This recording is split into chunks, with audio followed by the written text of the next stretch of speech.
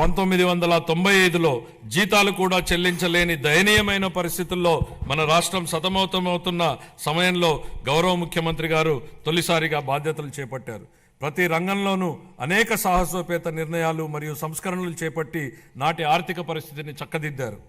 మన గౌరవ ముఖ్యమంత్రి గారు నేడు 2024లో 4వసారి ముఖ్యమంత్రిగా బాధ్యతలు చేపట్టినప్పుడు కూడా అలాంటి పరిస్థితే పునరావృతమైంది. గత పాలకులు జీతాలు కూడా సకాలంలో చెల్లించలేని స్థాయికి రాష్ట్ర ఆర్థిక పరిస్థితిని దిగజార్చారు.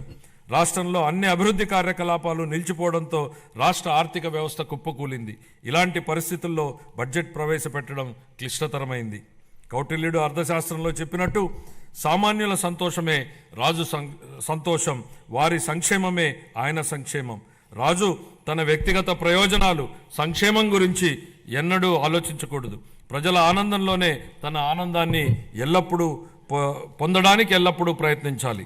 నందరాజ వంశపు దుర్మార్గపు పాలన తర్వాత సుసంపన్నమైన మరియు న్యాయపాలనను స్థాపించడంలో చంద్రగుప్త మౌర్యుడికి కౌటిల్యుడి మార్గదర్శకం వహించినట్లే గత ప్రభుత్వ పాలనలోని విధ్వంసకర విధానాల తర్వాత గౌరవనీయ ముఖ్యమంత్రి గారు పారదర్శక, సంక్షేమం మరియు శాంతి భద్రతలతో కూడిన పాలనతో